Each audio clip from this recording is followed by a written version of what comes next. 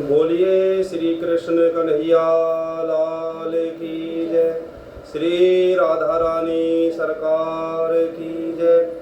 श्री निजानंद स्वामी की जय। श्री प्राणनाथ प्यारे की जय। श्री सतगुरु महाराज की जय। श्री बाईजुराज महारानी की जय। श्री महाराजा छत्रसाल की जय। श्री समस्त सुंदर साथ की जय। चिदादित्यम किशोरांगम परे धामनि विराजितम स्वरूपम सच्चिदानंदम निर्विकारम सनातनम सच्चिदानंद रूपाय विश्वोत्पन्नादि हेतवे तापत्रय विनाशाय श्री कृष्णाय वयं नमः। आनंद कंदम प्रभुदेव चंद्रम ब्रजेश रूपेण पुरापि जातम प्रविश्य प्राप्तम प्रिय प्राणनाथम प्रविश्य प्राप्तम प्रिय प्राणनाथम परेश पूर्णम सततम नमामि परेश पूर्णम सततम नमामि।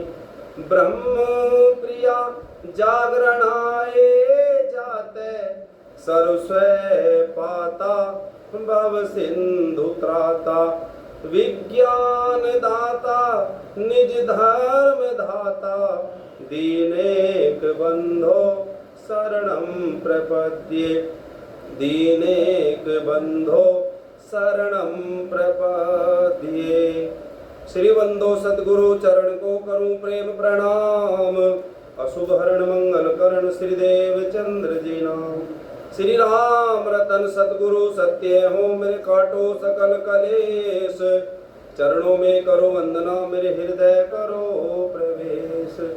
श्री प्राणनाथ निज मूलपति श्री मेहर राज सुनाम। तेज कुंवरी श्यामा युगल पल पल करूं प्रणाम पल पल करूं प्रणाम। बोलिए श्री प्राणनाथ प्यारे की श्री सतगुरु महाराज की जय। इसमें आवाज सुंदर साथ जी, आज हम गीता कथा चर्चा के 11वें दिन में प्रवेश कर रहे हैं। सतगुरु रामधन महाराज जी के प्रिय शिष्य श्री दीन बेकार जी के द्वारा कृत निजानंद सागर के द्वारा हम गीता कथा का रसपान कर रहे हैं। धाम धनी की अपार अपार कृपा हमारे ऊपर बरस रही है।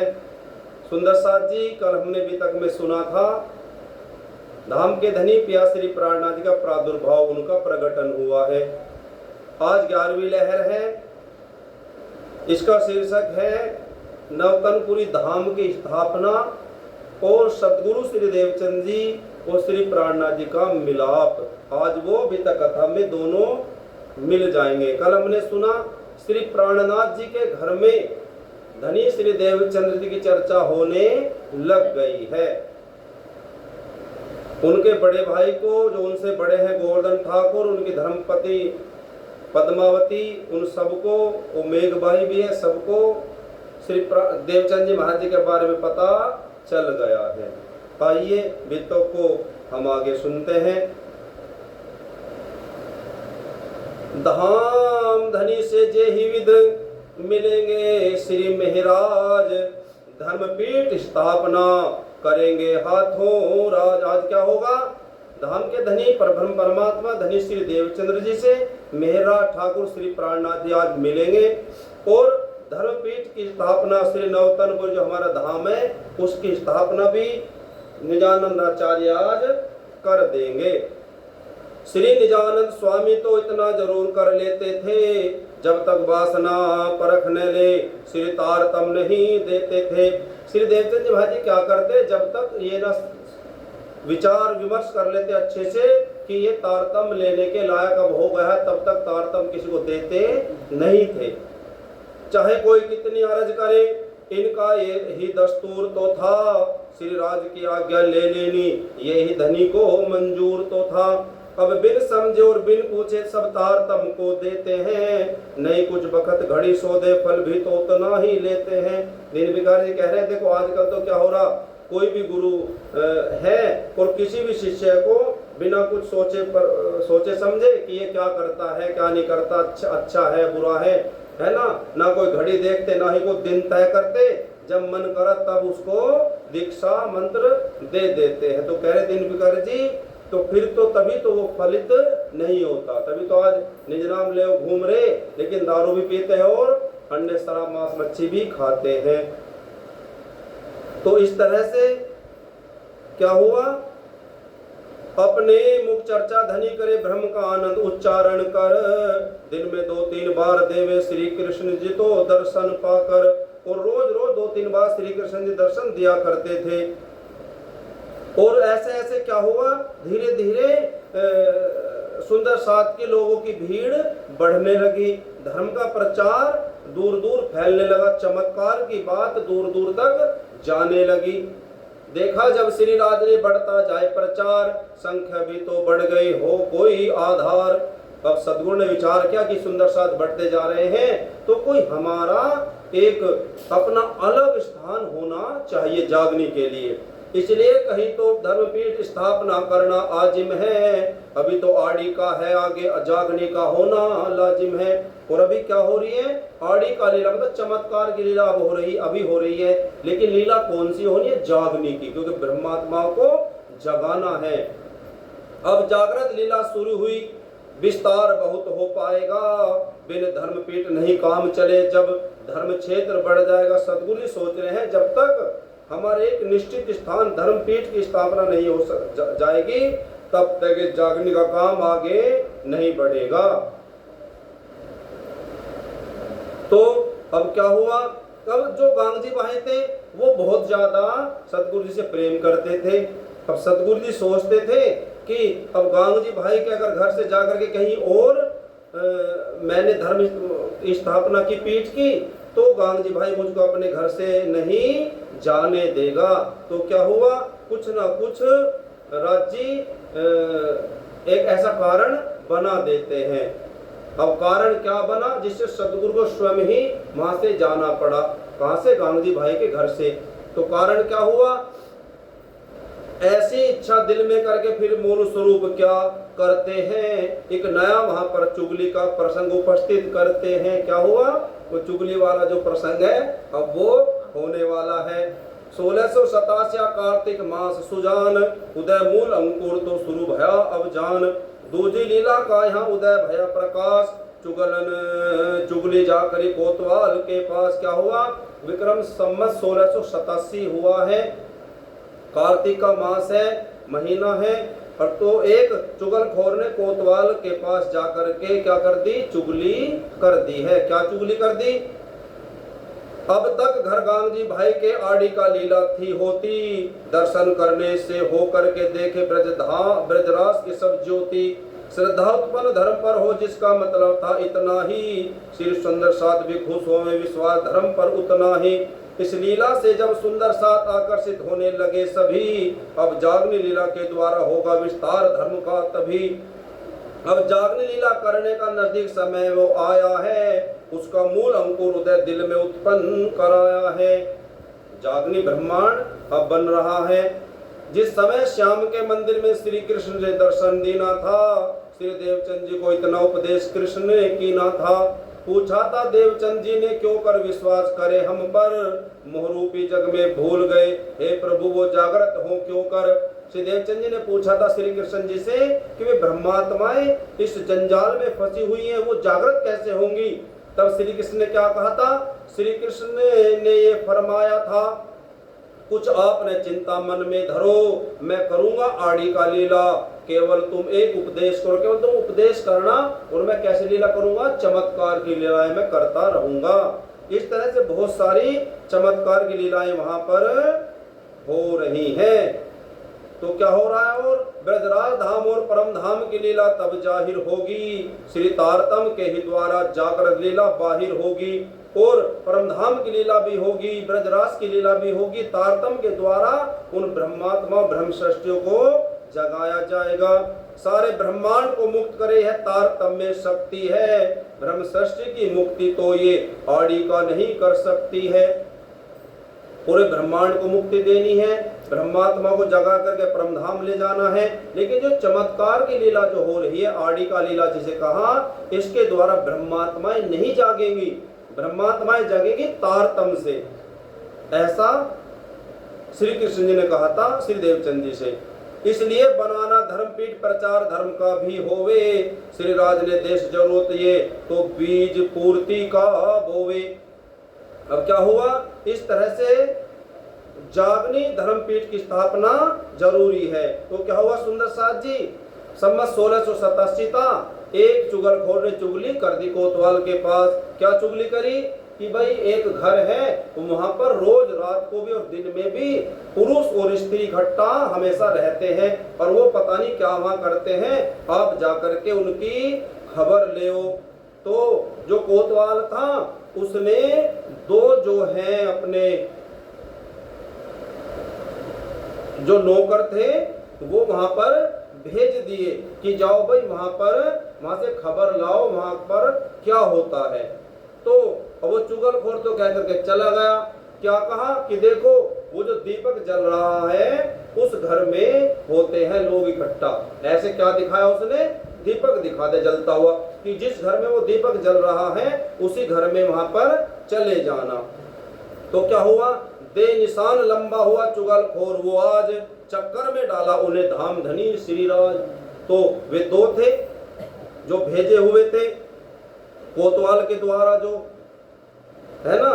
तो क्या हुआ सुंदर साथ जी, दीपक दिखा दिया। अब राज जी ने अपनी लीला करी है, चमत्कार दिखाया है। उस दीपक का निशान लेकर वो चौबदार जब चलते हैं, लीला श्रीराज की तो देखो इनके संग अब क्या करते हैं।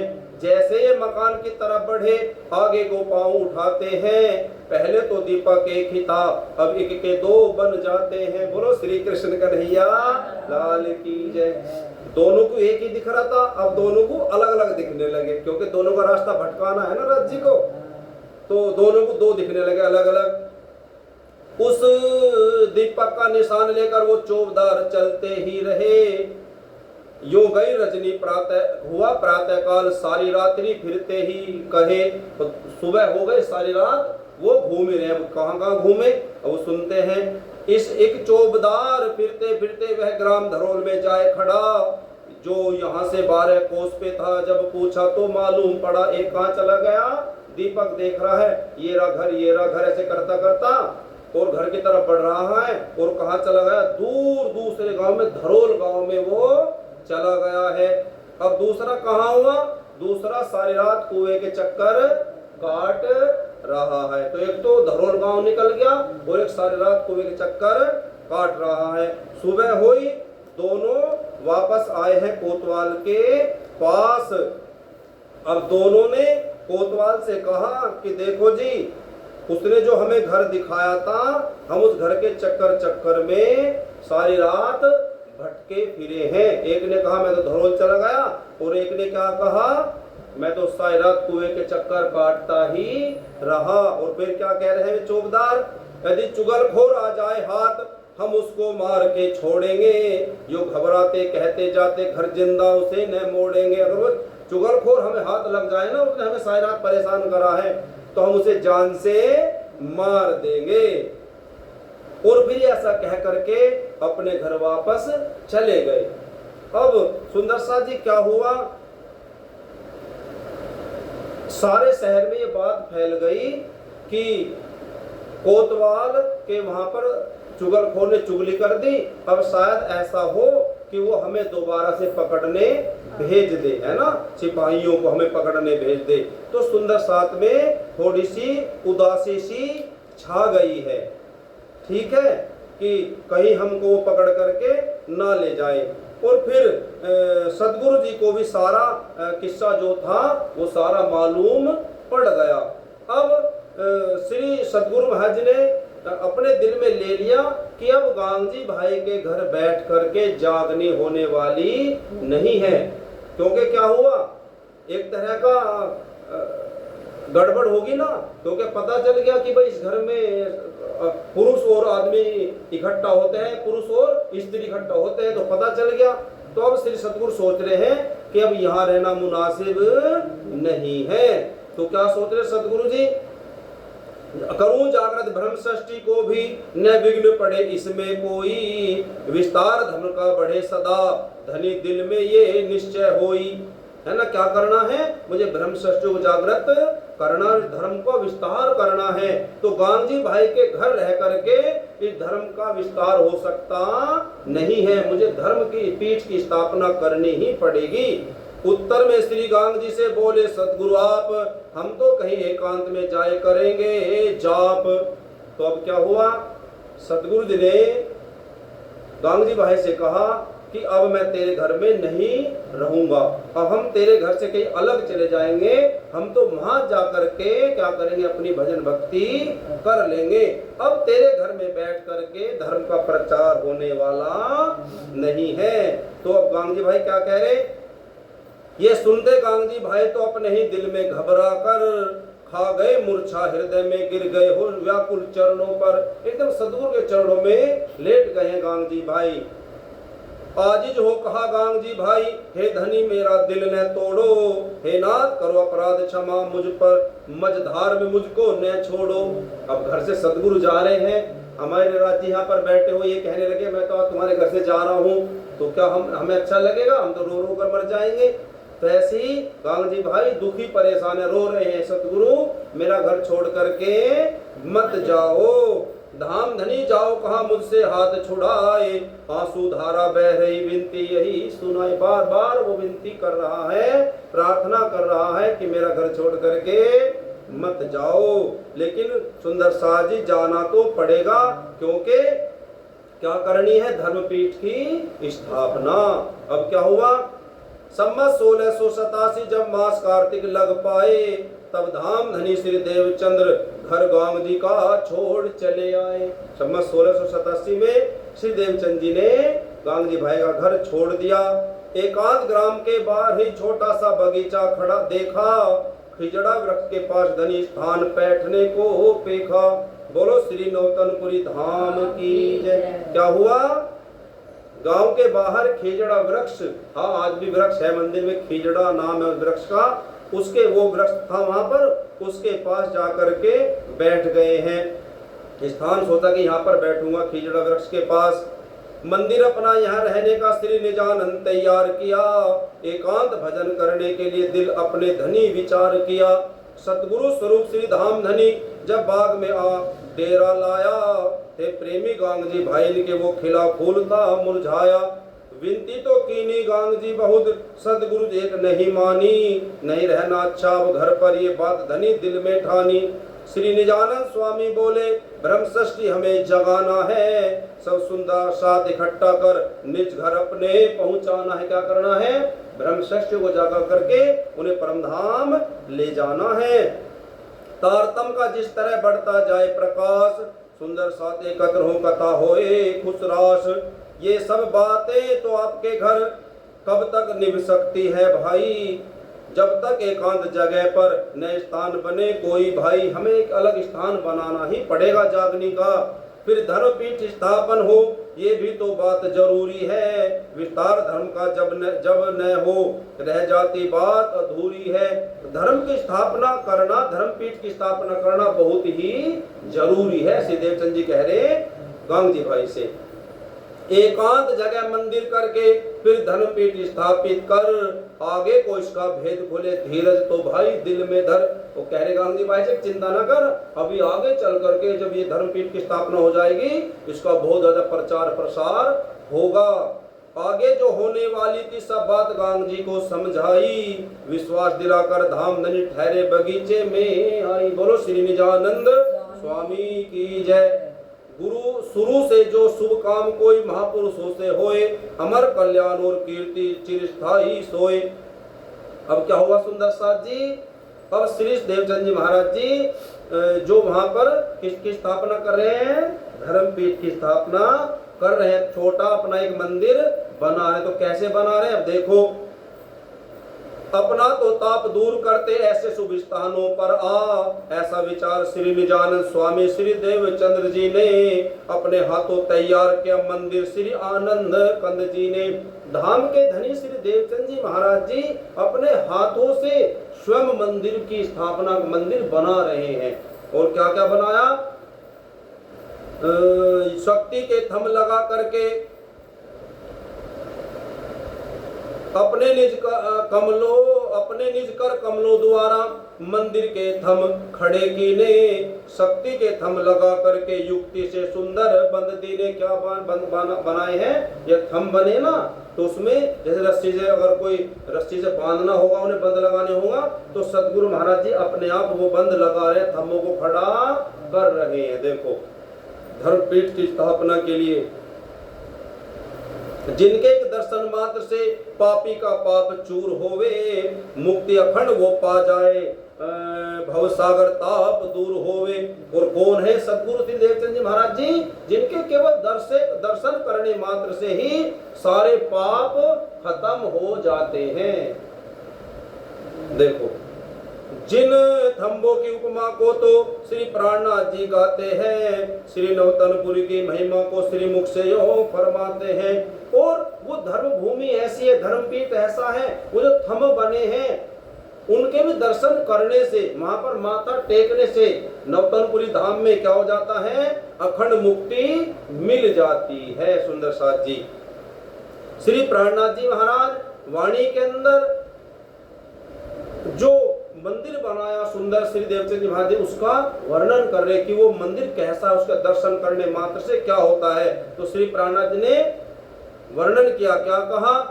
वारी जाऊं वन राय की जाकी सुख शीतल छाया है, देखो गुण भरा क्या वल्लभ ने दर्शन से भागे माया है। वो वन, वो पेड़ है ना, जिनकी शीतल छाया, खिजड़ा वृक्ष, उस पेड़ पर भी वारी वारी जाऊं, ऐसा श्री प्राणनाथ जी कह रहे। जो थम लगाए धनी आप, वारी जाऊं नित थम्बों को, दीवार द्वार चौखट बाजू क्या प्रेम से साज सजाया है। देखो कितना सुंदर मंदिर हमारे धाम धनी ने बनाया है। तो वहां पर जो खिजड़ा वृक्ष है ना, दीवार है, चौखट है, सब पर मैं वारी वारी जाऊं, ऐसा कह रहे श्री प्राणनाथ जी। उस पृथ्वी से वारी जाऊं जहां प्राणनाथ तुम बैठे हो, देते हो साथ को शिक्षा, फिर निज धाम का ज्ञान कराया है। उस जमीन पर, उस भूमि पर भी मैं वारी वारी जाऊं जिस पर मेरे धाम के धनी बैठे हैं, जिन्होंने उस पर अपने चरण कमल रखे हैं। तो इस तरह सुंदर साथ जी धर्म की पीठ की स्थापना हुई है। धर्मपीठ स्थापना कर मंदिर तैयार, रहते स्वामी निजानंद लीला नित्य विहार। बोलो श्री निजानंद स्वामी की जय। क्या कर दिया? मंदिर तैयार कर दिया, उसमें रहने लगे सदगुरु महाराज जी। खेचे नक्शे सब हाथों से श्री सुंदर साथ को समझाने, मंदिर में धाम और परम धाम की लीला सबको ही जाने। और क्या करते थे?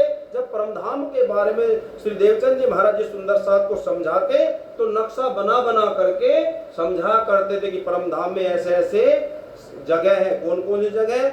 श्री सात घाट जमुना जी का खींचा था चित्र बड़ा सुंदर, मणिक पहाड़ पुखराज और दिखलाया सब नक्शे अंदर। नक्शा खींच खींच करके, जमुना जी है, सात घाट है ना, और मानिक पहाड़ है, पुखराज पहाड़ है, इन सब का नक्शा खींच खींच करके श्री देवचंद जी दिखलाया करते थे सब सुंदर साथ को। और क्या क्या है? दूब दुलीचा है, कुंजवन है, निकुंजवन है ना, सब चीज का नक्शा खींच करके सुंदर साथ को श्री देवचंद जी महाराज जी दिखलाया करते थे। तो इस तरह से धर्म का प्रचार बढ़ने लगा। अब क्या हुआ सुंदर साथ जी? तब कथा सुनने कौन आया है? तो धर्मपीठ की स्थापना हो गई। सदगुरु महाराज जी वहां रह करके जागनी करने लगे हैं, नक्शा खींच खींच करके सुंदर साथ को परम धाम दिखाने लगे हैं। अब सुंदर साथ जी कौन आया कथा सुनने? ठाकुर श्री गोवर्धन भाई घर गांग जी के जो मिलने आए, कहने पर ये भोजाई के दर्शन सदगुरु के थे पाए। अब कौन आया है? श्री प्राणनाथ जी मेहरा ठाकुर जो है उनकी जो सबसे बड़ी भाभी है उसके कहने पर कौन आए हैं? श्री प्राणनाथ जी से जो तुरंत बड़े भाई हैं गोवर्धन ठाकुर श्री देवचंद जी महाराज के दर्शन करने आए हैं। लेकिन श्री तारतम मंत्र सदगुरु से यहाँ आकर पाया, श्री निजानंद जी स्वामी ने इनकी वासना परख लीनी, श्री सुंदर साथ में शामिल कर दे दिया प्रसाद कृपा कीनी। कहाँ पर मिलने आए थे? गांधी भाई के वहाँ। लेकिन जब अब आए हैं नौतनपुरी धाम स्थापना के बाद, जब यहाँ सदगुरु श्री देवचंद महाराज जी ने इनको कहा कि तुम परम धाम की आत्मा हो, और इन्हें निज नाम महामंत्र दे दिया। बोलो श्री प्राणनाथ प्यारे की जय। अब सुंदर साथ जी, अब वो जो गोवर्धन भाई हैं वो रोज रोज क्या करते हैं? सत्संग सुनने जाते हैं। जब वो रोज रोज सत्संग सुनने जाते हैं सुंदर साथ जी, तो अब एक दिन क्या हुआ? श्री निजानंद स्वामी धनी श्री देवचंद जी महाराज जी किसका वर्णन किया? जमुना जी का। परम धाम में जमुना जी बहती है, तो उसका वर्णन कर रहे हैं श्री देवचंद जी महाराज जी। श्री परम धाम की लीला का रसपान कराया करते थे, परिश्रम करके श्री निजानंद प्रत्यक्ष दिखाया करते थे। सुंदर साथ को परम धाम की जो भी वस्तु है, जो भी चीज है, वो स्वयं यहाँ पर दिखा देते थे चित्र खींच करके। अब क्या दिखा रहे हैं? पुखराज पर्वत, माणिक पहाड़, सब कुछ दिखा दिया। अब क्या दिखा रहे? एक दिन बात किसकी चली? जुड़ी एक दिन मंदिर में जब आए, महिमा यमुना जी की श्रीमुख ही समझाए। किसकी महिमा गा रहे आज? जमुना जो है परम धाम में, उसकी महिमा सुनाई आज श्री देवचंद सुंदर साथ जी को। श्री निजानंद स्वामी श्रीमुख यमुना जी की महिमा गाई, सुन करके अर्जी कर बोले सब मिल करके साथी भाई। क्या बोले हैं सब? यमुना जी की जब बात करी तो सब सुंदर साथ कहने लगे श्री देवचंद जी महाराज जी से, श्री धाम धनी जब जमुना की इतनी महिमा को बतलावे, आज्ञा सब सुंदर साथ को दो, हम उसमें जा करके नहावे। क्या कहने लगे देवचंद जी महाराज जी से? हे सदगुरु, आप यमुना जी की बात तो कर रहे हो, लेकिन हमारा मन है कि हम यमुना जी में स्नान करें। अब यमुना जी में स्नान करने के लिए कहाँ जाना पड़ेगा? परम धाम, या फिर परम धाम की यमुना जी को यहाँ पर उतारा जाए तो क्या होगा? श्री निजानंद स्वामी बोले, जो यमुना मैंने बतलाई, उस यमुना जल में तुम झीलो, वह यमुना दूर नहीं भाई। चलो मैं तुम्हें स्नान उसमें करा देता हूँ, उसे दूर मत समझो अपने से यमुना को। तो क्या करा है श्री देवचंद जी महाराज जी ने? इस ब्रज वाली यमुना को नहीं, वो यमुना परम धाम की है, तुम्हें यमुना वह यहाँ दिखला दूं, ये इच्छा श्यामा श्याम की है। ये जो ब्रजमंडल में यमुना जी बहते दिल्ली को निकल करके जा रही मथुरा को है ना, ये वो यमुना नहीं है, परम धाम की यमुना तो और है। लेकिन चिंता मत करो, उस यमुना में तुम्हें मैं स्नान करा दूंगा, ऐसा कह रहे देवचंद जी महाराज जी। ऐसा कह मंदिर के अंदर जो चित्र था यमुना का निकला, यूं ही उस पर रखी उंगली, पानी उस यमुना का उछला। बोलो श्री निजानंद स्वामी की जय, श्री कृष्ण कन्हैया लाल की जय। चित्र खींच रखा था ना मंदिर में यमुना जी का। जब सब सुंदर साथ ने कहा नहाना है, तो श्री देवचंद महाराज जी ने जब उस पर ऐसे उंगली रखी तो यमुना का पानी वहां से निकल पड़ा है। बोलो श्री निजानंद स्वामी की जय। तुरंत देखो यमुना का पानी निकल गया। और सुंदर साथ जी, आज भी जब हम नौतनपुरी जाते हैं तो वहां यमुना जी का पानी निकलता है, नौतनपुरी में और पन्ना जी में भी। पन्ना जी में श्री प्राणनाथ जी ने यमुना जी को प्रकट करा है। तो देखो, तो पानी निकल गया, यमुना जी का पानी उछला, आ गया साथ के जब आगे, होकर प्रसन्न कहा धन्य धन्य, सब सतगुरु के चरणों लागे। सबने सतगुरु को धन्य धन्य कहा और उनके चरणों में प्रणाम किया। इस जल में सब साथ ने प्रेम से किया स्नान, सतगुरु के धोए चरण कर चरणामृत पान। सबने स्नान किया जमुना जी के जल में, और उस जमुना जी के जल से सतगुरु के चरणों को धोया और उस चरणामृत को पी लिया। सुंदर साथ जी, निर्मल आत्मा हुआ सबका, खुल गई नजर तत्काल वहीं, श्री परमधाम के लीला का सबको दर्शन हो गया वहीं। क्यों न हो जब श्री निजानंद पापों के हरने वाले हैं, जो भ्रम अखंड की लीला के आनंद को भरने वाले हैं। श्री परमधाम की यमुना के जल को ले आए मंदिर में। अब तक यमुना जल पीते हैं श्री नवतनपुरी के अंदर में। जब से अब तक यमुना जी प्रकट है वहीं पर नवतनपुरी धाम में। युगल यमुना जल में स्नान करें श्री सुंदर साथ प्रसन्न होकर। जय जय श्री निजानंद स्वामी बोले आनंद मगन होकर। श्री निजानंद जी स्वामी के खिजड़ा मंदिर में जाने पर क्या धर्मपीठ का स्थापना श्री नवतनपुरी में आने पर। इस प्रकार से कई लीलाएं जाहिर दिखलाई धाम धनी। ब्रजरास धाम और परम धाम जागने की बातें आए बनी। लीला ब्रजरास की सुखकारी श्री नवतनपुरी में जानी है। लीला यहाँ 5 स्वरूपों की श्री नवरंग स्वामी मानी है। जब से लीला तारतम श्री गोवर्धन भाई निर्मल हो गई आत्मा जागृत बुद्धि आई। तो सुंदर साथ जी अब श्री प्राणनाथ जी महाराज ठाकुर के बड़े भाई गोवर्धन ठाकुर ने निज नाम ले लिया है और उनकी आत्मा जाग गई है। अब जब वो रोज रोज सत्संग सुनने जाया करते थे है ना, तो एक दिन रोज रोज देखते थे कौन उन्हें सत्संग सुनने जब जाते थे कौन देखता था? श्री महाराज ठाकुर। अब एक दिन उन्होंने कहा हे भाई मुझे भी अपने साथ सत्संग में ले चलो। लेकिन गोवर्धन ठाकुर ने कहा कि पहले मैं सतगुरु से पूछ लूं तब जाकर के मैं तुम्हें ले जाऊंगा। लेकिन जब रोज वो कह करके जाते सत्संग सुनते, सत्संग आनंद में इतना मग्न हो जाते, आनंद में विभोर हो जाते, तो सतगुरु से पूछना उनके याद रहता नहीं था। गोवर्धन ठाकुर के रोज जाते रोज आते रोज जाते रोज आते, तो रोज रोज मेरा ठाकुर पूछा करते हे भाई क्या आज तुमने पूछा? कि मेरे याद नहीं रहा। फिर कल हो जाए फिर पूछते आज पूछा नहीं पूछा। तो एक दिन क्या हुआ सुंदर साथ जी, श्री प्राणनाथ जी ने क्या करा, नित ही यो कह करके जावे नित ही वहां भूले जाकर। आखिर तंग आकर एक दिवस पल्ला ही पकड़ा आकर के क्या कर लिया, एक दिन हाथ पकड़ लिया श्री अपने बड़े भाई का गोवर्धन ठाकुर का कि भैया आज मैं तुम्हारे साथ जरूर चलूंगा सत्संग सुनने। कौन कह रहा है? श्री महाराज ठाकुर श्री प्राणनाथ जी। आज मैं रुकने वाला नहीं हूं। रोते जावे श्री महाराज कहे आज जरूर ही जाऊंगा। तुम रोज मुझे रोको भाई, अब मैं नहीं रुकने पाऊंगा। आज नहीं रुकनेगा मैं, आज तो सत्संग में चलूंगा जरूर। गोवर्धन हाथ छुड़ा करके रोते भ्राता को छोड़ गए। पृथ्वी पर गिरे ने सहन हुआ, बंद कर दरवाजा दौड़ गए है ना।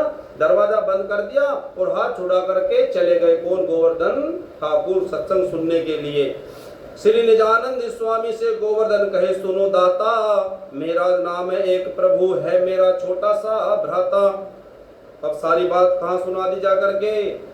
सतगुरु के सुना दी कि हे सतगुरु जी, गोवर्धन ठाकुर जाकर के कह रहे हे सतगुरु जी मेरा छोटा भाई है और वो आपसे मिलना चाहता है, आपका सत्संग सुनना चाहता है और रोज रोज कहता है, लेकिन मैं उसे लाता नहीं हूँ। अगर आप आज्ञा करो तो मैं उसको लेकर के आऊं। सतगुरु ने कह दिया कि छोटा बच्चा जैसे प्रहलाद था, ध्रुव था, उन्होंने छोटी आयु में ही भक्ति करी है, तो तू अपने भाई को रोक मत, अभी जा तुरंत और उसको लेकर के आ। सतगुरु ने ऐसा कह दिया और काम बाद में। तो गोवर्धन ठाकुर अपने घर गए हैं और उसी समय महाराज ठाकुर श्री प्राणनाथ जी को निजानंद स्वामी श्री सतगुरु श्री देवचंद जी महाराज जी के पास ले आए हैं। और जब लाए हैं सुंदर साथ जी, तो क्या हुआ, सतगुरु की आज्ञा पाते ही गोवर्धन भाई घर आए। श्री महाराज लघु भ्राता को दर्शन की खातिर संग लाए गए और उनको साथ में लेकर आए श्री महाराज ठाकुर को। अब क्या हुआ, साष्टांग दंडवत कर प्रणाम, गुरु के चरणों मस्तक झुकाया। श्री निजानंद जी सतगुरु के चरणों में लाकर बैठाया। साष्टांग दंडवत कर प्रणाम, गुरु के चरणों मस्तक झुकाया। बोलो श्री निजानंद स्वामी की जय, श्री प्राणनाथ प्यारे की जय। अब गोवर्धन ठाकुर अपने छोटे भाई महाराज ठाकुर को निजानंद सतगुरु श्री देवचंद जी महाराज के पास लेकर के आए, आकर के सामने बैठा दिया। जब वो आकर के बैठे श्री महाराज ठाकुर तो श्री देवचंद जी महाराज के चरणों में साष्टांग दंडवत प्रणाम वो कर रहे हैं। कौन? श्री मेहराज ठाकुर। जब पकड़े चरण धनी के तो धनी हाथ शीश पर रख देना, ली परख वासना इनके तब मन में आनंद मना लीना। और जब वो प्रणाम कर रहे थे श्री मेहराज ठाकुर श्री देवचंद जी के चरणों में, तो श्री देवचंद जी महाराज जी ने मेहराज ठाकुर के सर पर अपना हाथ रख दिया है आशीर्वाद का, और तभी जान लिया कि ये तो परम धाम की इंद्रावती सखी है। बोलो श्री प्राणनाथ प्यारे की जय, है ना। तो अब क्या हुआ? इस तरह से श्री जी का मिलाप हुआ सतगुरु जी से आकर के माया के खेल से जगा दिया श्री मूल स्वरूप कृपा करके। अब आशीर्वाद दिया और श्री देवचंद जी महाराज जी ने मानो कि श्री इंद्रावती को जगा दिया है, श्री महाराज को जगा दिया है। तो ये कब की बात है? संवत 1687 की, जब आज आए हैं दर्शन करा श्री निजानंद दाचार्य श्री देवचंद जी महाराज जी का श्री प्राणनाथ जी ने। तो श्री प्राणनाथ जी की उम्र थी, आयु थी कितनी? 12 वर्ष 2 महीने 10 दिन के थे। इतनी सी उम्र में ही आकर के सदगुरु के चरणों में आ गए हैं। रखा शीश पे हाथ अब श्री निजानंद आप, परख के श्री इंद्रावती धनिये दिनों थाप, दिया तारतम सतगुरु नाता देख संभाल, जागृत बुद्धि प्राप्त हुई आत्म को तत्काल। जैसे श्री देवचंद जी महाराज जी ने मेहराज ठाकुर के सर पर हाथ रखा तो जागृत बुद्धि जो है वो मेहराज के अंदर चली गई। जब जागृत बुद्धि हमारे अंदर आ जाती है सुंदर साथ जी, तो पता क्या होता है? हमें सब कुछ ज्ञान हो जाता है। हम कौन हैं, कहां से आए हैं, हमारा परम धाम कैसा है, कहां है, हमारे पिया कौन है ना, वो हमें सारा ज्ञान हो जाता। कब होता है? जब हमारे अंदर जागृत बुद्धि आ जाती है। तो बुद्धि कितनी तरह की है? 3 तरह की है बुद्धि। एक तो है स्वप्न की बुद्धि, मतलब दुनिया के लोगों की बुद्धि, स्वप्न की बुद्धि, जिसके द्वारा वे बुरे बुरे काम करते रहते हैं और जन्म मरण के चक्कर में फंस जाते हैं। दूसरी है जागृत बुद्धि।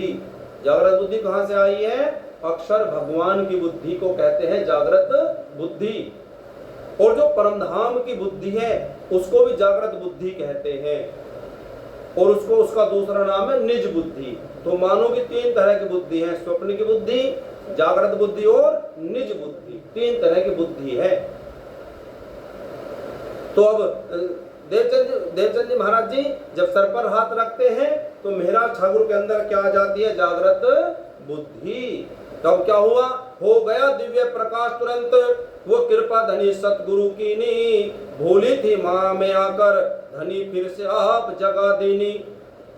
सतगुरु श्री नित्यानंद स्वामी श्री मुख से यो फरमाए हैं, सुन लो मेरा जगत मिथ्या, देखने के लिए हम आए हैं, संसार झूठा है, हम इसे परमधाम से देखने के लिए आए हैं। कौन समझा रहे हैं? श्री देवचंद जी महाराज जी श्री मेहराज ठाकुर श्री प्राणनाथ जी को। श्री परमधाम से ब्रह्म षष्ठी नाना वर्णों में आए हैं, कर स्त्री पुरुष का तन धारण कई भेष अनेक बनाए हैं।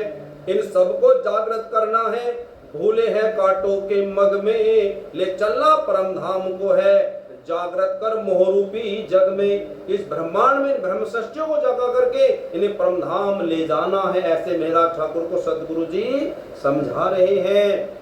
सकुमार हो सकुंडल दो, हंसती है खेल देख करके, ये होगी किसी राजकुल में, ले चलो इन्हें जागृत करके।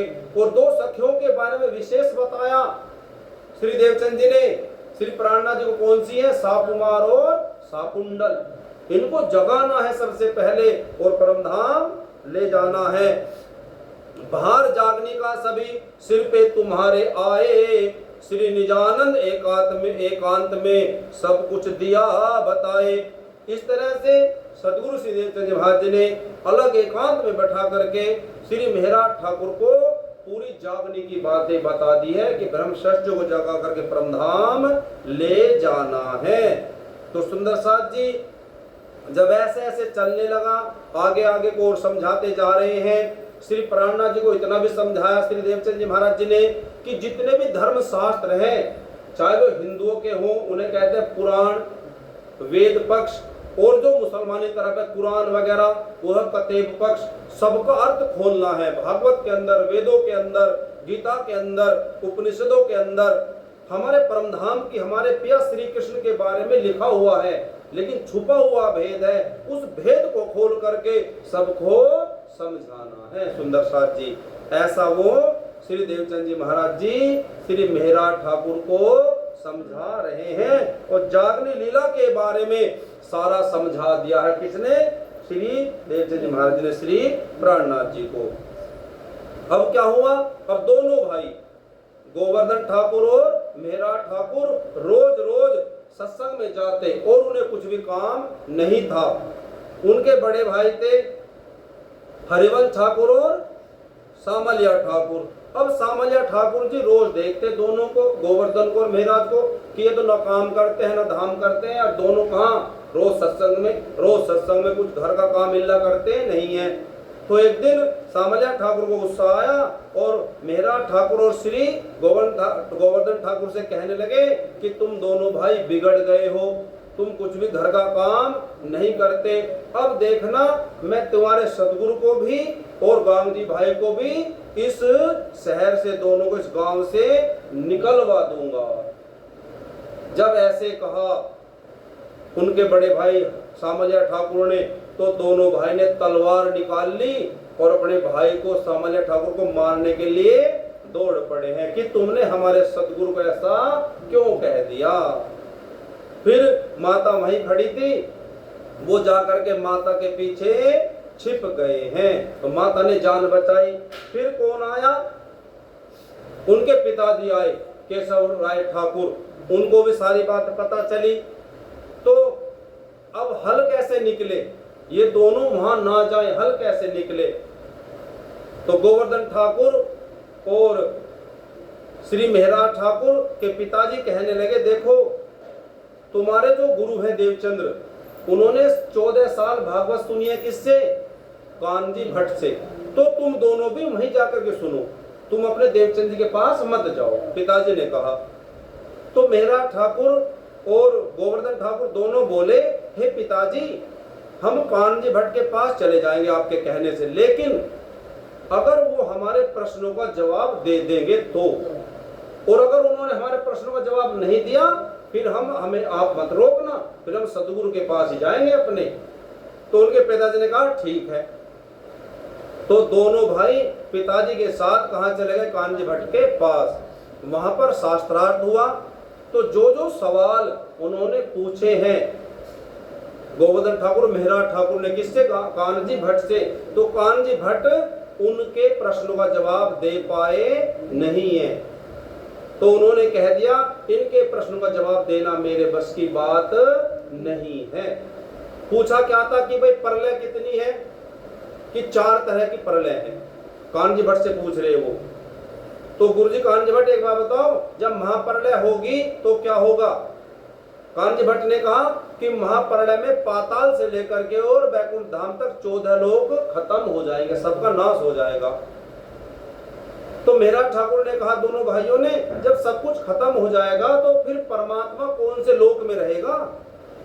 तो उन्होंने कहा कानजी भट्ट ने कि क्षीर सागर में अंगूठे के जितना रूप बना करके एक वट का वृक्ष है, उसके ऊपर परमात्मा अपना स्थान बनाते हैं। तो दोनों भाइयों ने कहा क्षीर सागर कहाँ है? कि नीचे पाताल में।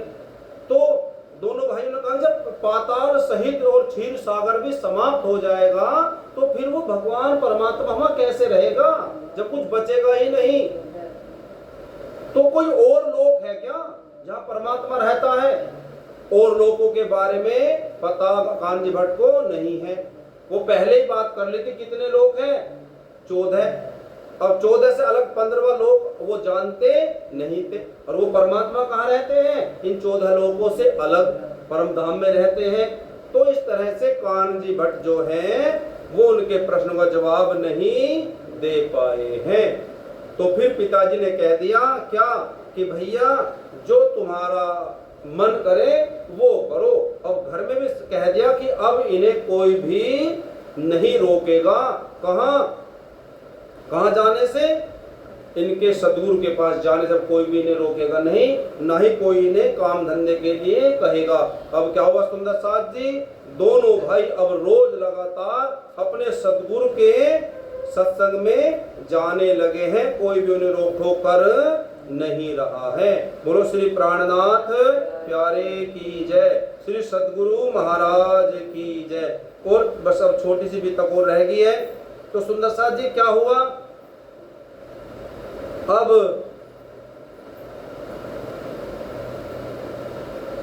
श्री जी साहिब के लक्ष्य में कमी न कोई दिखात, करे निजानंद प्रभु की ये सेवा दिन रात। अब श्री मेहरा ठाकुर दिन रात धनी श्री देवचंद जी की सेवा में लग गए हैं। सदगुरु के मुख से धाम और श्री परम धाम की कथा सुने, समझे नित गूढ़ बातें कर मनन 25 पक्ष सुने। और परम धाम के जो 25 पक्ष है, कितने पक्ष है परम धाम में? 25 पक्ष है। परम धाम का पूरा वर्णन सुनते और अपने दिल में उसे धारण करते, बैठा लेते श्री प्राणनाथ जी। सूक्ष्म से सूक्ष्म भेद जो थे ब्रह्मानंद लीला के रस में, हर रोज ध्यान द्वारा सुनकर कर लीने हैं अपने वश में। हर समय इतने तल्लीन रहे आत्मा आपकी ध्यान मग्न, कोई और काम नहीं सूझे थी धनी चरणों में लगी लगन। रहते सदगुरु के चरणों में गए 14 साल बीत ऐसे, पूरा अनुभव कर लिया आप बतलाया सतगुरु ने जैसे। कितने साल हो गए हैं? 14 साल लगातार हो गए हैं श्री निजानंद सतगुरु से सत्संग सुनते सुनते। ये अटल नियम दज्जाल का है, ब्रह्मानंद लीला के रस में कोई न कोई विघ्न करे, ये बात तो है इसके वश में। और हमेशा इतिहास गवाह है कि जब भी धर्म का काम आगे बढ़ा है तो दज्जाल शैतान राक्षसों ने उस धर्म के काम में बाधा जरूर डाली है। देखो ये जरूर हुआ है आज तक, है ना। तो अब क्या हुआ, अब यहाँ पर भी ऐसा ही होने वाला है। यदि कोई भी चिरकाल तल अनुभव आत्मा का करता है, रखे उसको आंखों में दज्जाल को सहन न पड़ता है। क्या कहना चाह रहे दिन बिगाड़ जी, अगर कोई भी पुरुष हो या कोई भी आत्मा है पृथ्वी पर, जब वो लगातार भक्ति करती चली जाती है, जो राक्षस लोग हैं या राक्षस प्रवृत्ति के लोग हैं, उनको चिड़न होने लगती है, उनको ईर्ष्या होने लगती है उस इंसान से। तो वो कुछ ना कुछ ऐसा काम करते हैं कि इसकी भक्ति को खंडित कर दो। वाणी में श्री प्राणनाथ जी कह रहे कि कुछ ऐसे लोग हैं ना तो भजन करते और ना ही करने देते हैं। ऐसा ही यहाँ पर लिखे हुए हैं कि वो जो दज्जाल रूपी लोग हैं वो हमेशा तकते रहते हैं कि कब जब मौका मिलेगा तो इसके भजन का हम नाश कर देंगे। ऐसे देखो लिखा हुआ है, दज्जाल को सहन न पड़ता है, अच्छे लोगों की भक्ति उन्हें भाती नहीं है। इसका है काम डाल देना झट रंग में भंग ही आकर के, ऐसे चक्कर में डालेगा भूले पिछली। जब सब जा करके कैसे उसे पछाड़ करके मार देते हैं, मानो कि पटक करके मार दिया।